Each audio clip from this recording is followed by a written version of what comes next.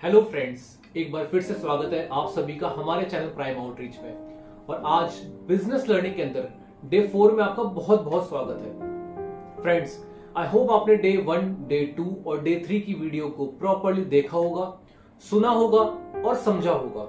सो आज स्टार्ट करते हैं डे 4 के साथ। डे 4 क्या कहता है? डे 4 कहता है कि आपको अब सबसे पहले अपने टारगेट ऑडियंस को चेक करना जरूरी है, मेजर करना जरूरी है। अब ये टारगेट ऑडियंस क्या होता है और इसके ऊपर काम करना क्यों जरूरी है? फ्रेंड्स, टारगेट ऑडियंस वो चीज है जिसमें कि आप अपनी प्रोडक्ट और सर्विस को आगे प्रमोट करना चाह रहे हैं, बेचना चाह रहे हैं। आपको आपके टारगेट ऑडियंस का पता होना बहुत जरूरी है कि किस ऑडियंस के ऊपर आपको काम करना है और आपको आपके बिजनेस को आगे लेकर के जाना है। टारगेट ऑडियंस और कुछ नहीं होती है, सिंपल सादा शब्दों में होता है कि किस ऑडियंस को या किन लोगों को आपकी सर्विस या प्रोडक्ट की जरूरत है। अगर आपको ये पता होगा कि वो कौन से लोग हैं जो कि मेरी सर्विस को या मेरे प्रोडक्ट को बहुत अच्छे से पसंद करेंगे, मेरी सर्विस को चाहेंगे, तभी आपका बिजनेस ग्रो कर पाएगा। अब इसके लिए कुछ छोटे छोटे पैरामीटर्स होते हैं। आपको कुछ सर्वेस करने होते हैं, कुछ ऑनलाइन मार्केट सर्च करना होता है या फिर लोगों से फीडबैक लेना होता है। फ्रेंड्स, सबसे इजी टूल है, फ्री के टूल्स हैं। व्हाट्सएप हो गया, फेसबुक हो गया, इंस्टाग्राम हो गया। इनके ऊपर आपको छोटे छोटे कैंपेन्स रन करने हैं या फिर काइंड ऑफ एक पोल रन करना है जिसमें कि आपको मेंशन करना है कि this is my kind of service और product, would you be like to have this service? क्या आपको सर्विस चाहिए या मैं ऐसी सर्विस स्टार्ट करना चाह रहा हूं या चाह रही हूं? क्या आप इस सर्विस को लेना चाहेंगे?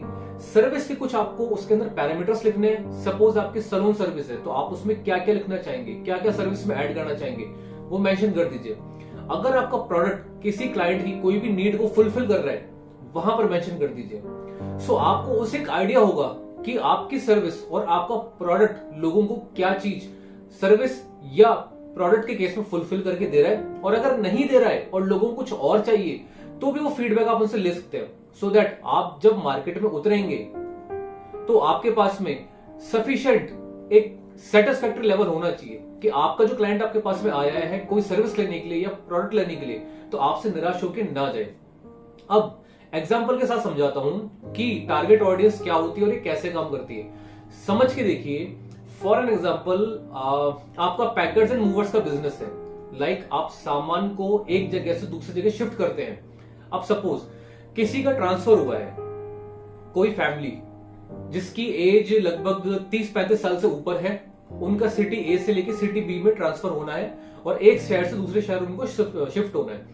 अब क्या आप इसके अंदर जो मार्केट कैंपेन रन करेंगे या आप जो मार्केटिंग करेंगे, वो 5 साल से बच्चे से लेकर के 60-65 साल के वृद्ध इंसान को मार्केट का ऑडियंस को सेलेक्ट करेंगे, या फिर आप चाहेंगे कि जो 35 साल से ऊपर है, जिनका लगभग ट्रांसफर हो सकता है या जो जॉब के अंदर है, उनके लिए आप कैंपेन रन करेंगे? देखिए, एज का होना जरूरी है, सर्विस क्लास होना जरूरी है, मेल फीमेल हर एक पॉइंट आपको ये दर्शाता है कि आपकी टारगेट ऑडियंस कौन है। बच्चों पे अगर आप किसी तरह के एड्स रन करेंगे वो किसी काम का नहीं है। बड़े बुजुर्ग जो कि 60 साल से 65 साल से ऊपर है, उस टारगेट ऑडियंस के ऊपर अगर आप एड्स रन करेंगे तो वो भी किसी काम का नहीं है। तो आपको अपनी नीश आइडेंटिफाई करनी होगी कि मेरा क्लाइंट कौन है, मेल है या फीमेल है, किस उम्र का है और किस बैकग्राउंड से होता है। अब समझिए, आप एक बिजनेसमैन है, क्या आप हर 2-4 साल में 5 साल में अपनी सिटी चेंज करेंगे? नहीं।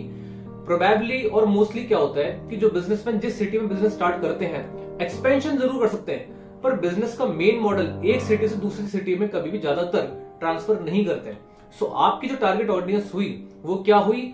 पैकर्स एंड मूवर्स की केस में जॉब वाले लोग, 35 साल से 55 साल के लोग और इधर मेल और फीमेल, क्योंकि दोनों लोग ही काम करते हैं। एक दूसरे एग्जांपल से देखते हैं। दोस्तों, आपने देखा होगा कि मोटर गैरेजेस होते हैं या वर्कशॉप्स होती हैं, वहां पर लोग गाड़ी ठीक कराने जाते हैं। पर क्या आपने कभी सोचा कि कितने परसेंट मेल जाते हैं और कितने परसेंट फीमेल जाती हैं?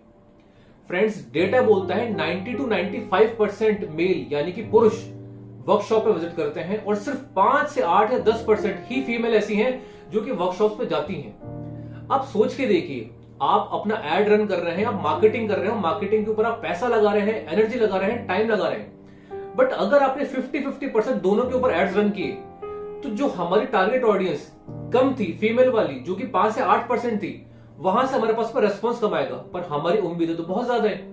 वहीं पर आपने 50% ही मेल लोगों को दिखाया है और अपना एड, पर वहां से रेस्पॉन्स कितना आएगा।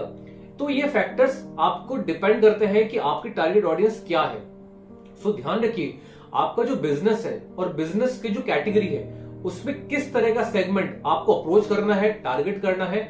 सिंपल वे में यही टारगेट ऑडियंस होती है। सो फ्रेंड्स, बहुत ध्यान से टारगेट ऑडियंस को सेट कीजिए, अपनी नीश आइडेंटिफाई कीजिए और उसके अकॉर्डिंग ही मार्केट कीजिए, तभी एक सक्सेसफुल बिजनेस रन होगा। एक एग्जांपल से और समझते हैं फ्रेंड्स, कि सपोज करके चलिए आपका कैफे है, तो कैफे में किस तरह के लोग आते हैं। कैफे में मेल भी आ सकते हैं, फीमेल भी आ सकते हैं, बट कैफे के अंदर क्या आपने कभी बड़े बुजुर्ग देखे हैं कि 60 साल के 65 साल के लोग आ रहे हैं? देखे होंगे बट बहुत कम। बट वो कौन सा एज ग्रुप है जो कैफेज को बहुत ज्यादा फ्रीक्वेंटली विजिट करता है? वो एज ग्रुप है 15 या 18 साल से लेकर के 40 साल तक के लोग। वो मेल भी हो सकते हैं, वो फीमेल भी हो सकते हैं। तो यहां पर भी राइट ऑडियंस को टारगेट करना बहुत जरूरी है। अब बात करते हैं कि कैफे में तो बच्चे जा रहे हैं या 40 साल तक के लोग जा रहे हैं, पर जो ढाबा होते हैं, जो पवित्र भोजनालय होते हैं, वहां किस कैटेगरी के लोग जाते हैं? मेल भी जाते हैं, फीमेल भी जाते हैं, बट वो फैमिली के साथ जाते हैं और 40 साल से ज्यादा के लोग, जिनकी उम्र 40 साल से ज्यादा है, वो लोग विजिट करते हैं। एक और एग्जांपल से बात करते हैं, अगर आपका एक फिटनेस सेंटर है या फिटनेस सेंटर का बिजनेस रन कर रहे हैं, तो जो जिम में एक्सरसाइज करने वाले लोग हैं, जो जुम्बा करने वाले लोग हैं, जो डांस करने के बहुत इच्छुक हैं या डांस के थ्रू अपना वेट लॉस करना चाहते हैं, वो एज ग्रुप 15 साल से 18 साल से लगभग 40-45 साल तक हो सकता है। बट जो योगा करने वाले लोग हैं और जो डेडिकेटली योगा करके अपने बॉडी को फिट रखना चाहते हैं, जो कि निरोगी जीवन जिए, वो एज ग्रुप होता है दोस्तों 45 ईयर्स से लेके 65 ईयर्स और बियॉन्ड दैट। तो समझिए कि ये एज ग्रुप फाइंड करना, अपना टारगेट ऑडियंस फाइंड करना, या किस लोगों को मुझे मेरे बिजनेस के अकॉर्डिंग टारगेट करना है, ये सारी चीज कवर होती है टारगेट ऑडियंस के अंदर। सो आई होप आपने इस वीडियो में बहुत कुछ सीखा होगा। अब हम मिलेंगे अगले वीडियो के साथ डे 5 के अंदर। तब तक के लिए धन्यवाद।